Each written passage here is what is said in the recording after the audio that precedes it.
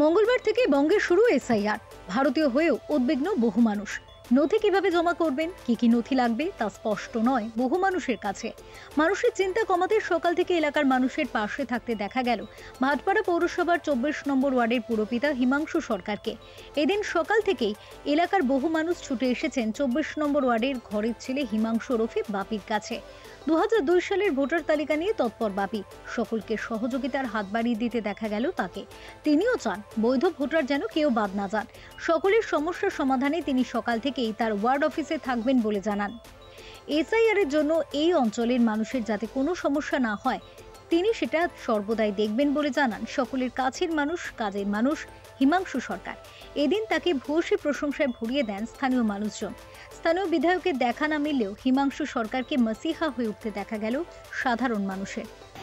হচ্ছে আমাদের বিএলওরা, আমাদের ওয়ার্ডে যারা বিএলও হিসাবে কাজ করছে তাদের সাথে আমাদের কথাবার্তা হয়েছে। তারা বললো আজকে নির্বাচন দপ্তর, নির্বাচন কমিশন থেকে তাদের নোটিশ দেওয়া হবে এবং আমাদের ওয়ার্ডে আমি যা কথাবার্তা বলে দেখেছি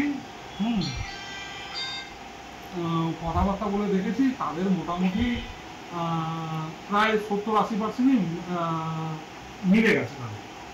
মিলে গেছে, প্রবলেম হবে না। যে বাকিটা আছে মিলে গেছে। এবার অনেকের ধরুন এখান থেকে যারা একটা সময় আমাদের ওয়ার্ডে থাকতো বা যাদের বিয়ে হয়ে গেছে এরকম ধরনের তারা আসছে আমাদের কাছে।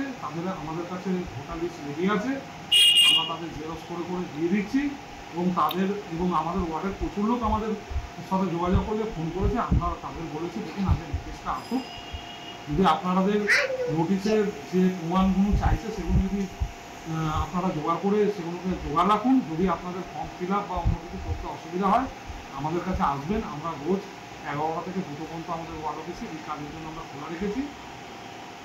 আপনাদের পুরো সহযোগিতা আমাদের ওয়ার্ডের যারা আমাদের কর্মীরা রয়েছেন তারা সহযোগিতা করবে। আপনাদের চিন্তার কিছু নেই। এটা নির্বাচন কমিশন নিয়ম, সেই নিয়ম অনুযায়ী কাজ হচ্ছে।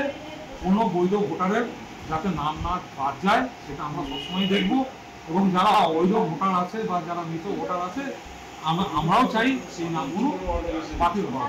ফিউরো রিপোর্ট, চ্যানেল 10।